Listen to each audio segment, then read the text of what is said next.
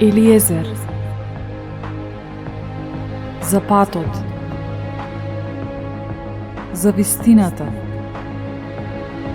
За животот.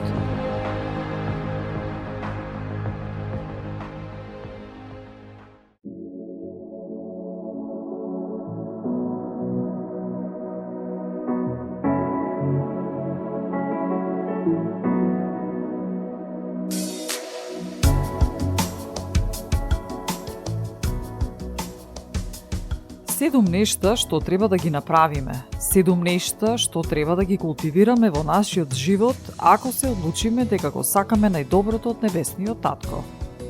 Прво, ако го сакаме од Бога најдоброто, треба да го сакаме, а не да се прилагодуваме и да го прифаќаме она што е помалку вредно. Како второ, ако го сакаме најдоброто, тогаш треба да се фокусираме на Исус Христос. Како трето, да медитираме на Божиот збор. Како четврто, да станеме пријатели со Светиот Дух. Како петто, да го слушаме и да бидеме послушни на Божиот збор. Како шесто, ако го сакаме најдоброто од Бога, да внимаваме како и што слушаме. И седмо, ако го сакаме најдоброто, да обрнеме повеќе внимание на она што е вечно, отколку на она што е привремено. Да бидеме сигурни дека приоритетите ни се правилни и вистински. И најважното, ако го сакаме најдоброто, да го ставиме небесниот татко, тој да одлучува за нас.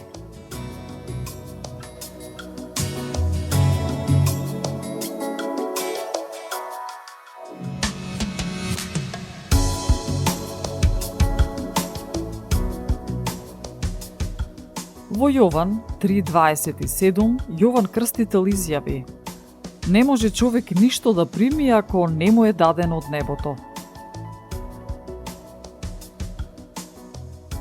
Постои разлика помеѓу земање и примање.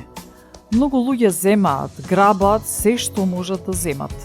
Многу пати тоа го прават грубо, безчувствително, неетички, се само да земат повеќе. Се што се зема на тој начин не трае долго. Единственото нешто што ќе го задржеме е она што е дадено од небесата, од небесниот татко. Што ме така, зошто тогаш би се мачеле толку да земеме нешто и тоа да го зачуваме, а нема да ни биде дозволено да го зачуваме? Зошто не се одмориме и да се свртиме кон Бога и да го запрашаме? Татко, покажи ми, што сакаш да ми дадеш?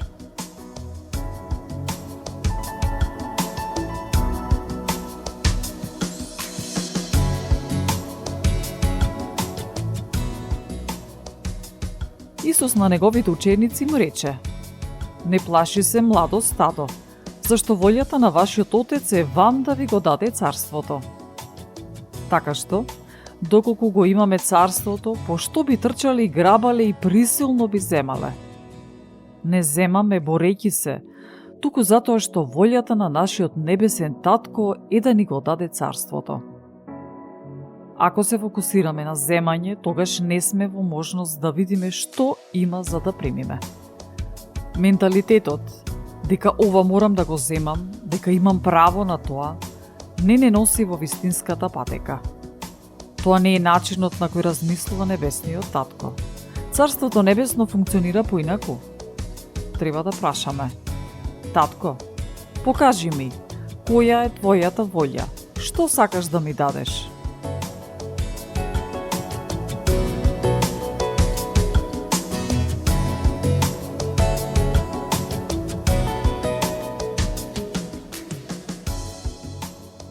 Ова е единственото што е важно.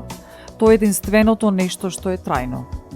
Во Псалм 47 пишува: Зашто тоа е Господ, севишен, страшен, велик цар на целата земја. Народите ни ги покори, ги стави народите под нашите нозе, ни го избра наследството. Небесниот татко ќе ни го избере најдоброто, подобро отколку ние што мислиме дека можеме да одбереме. Тој знае што е најдоброто за нас.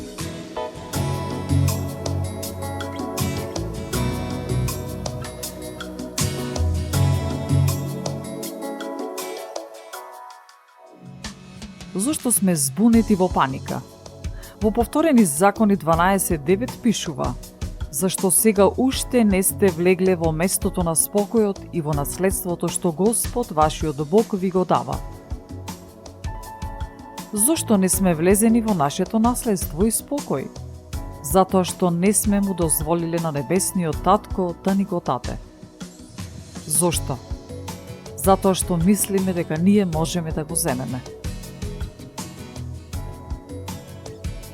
Во Јован 10 Исус говори: моите овци го слушаат мојот глас, и јас ги познавам, и тие одат по мене, и јас ќе им дадам живот вечен, и никогаш нема да загинат, и никој не ќе ги отме од раката моја.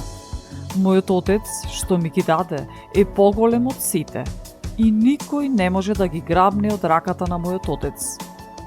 Јас и Отецот сме едно.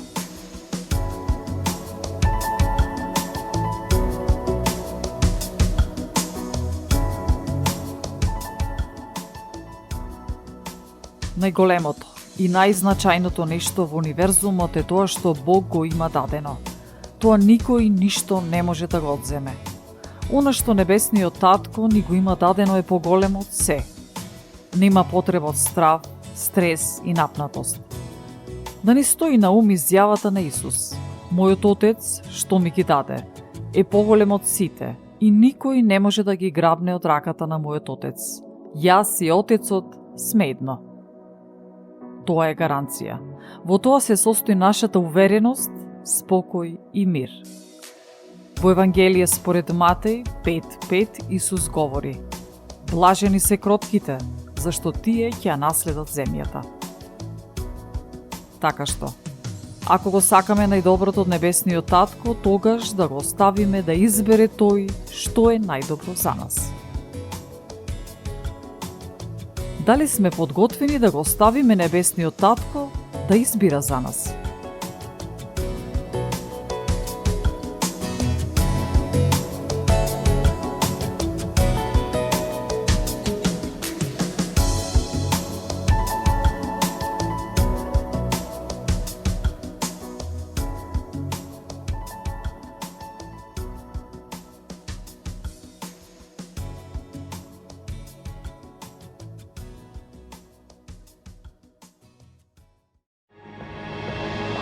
Елиезер.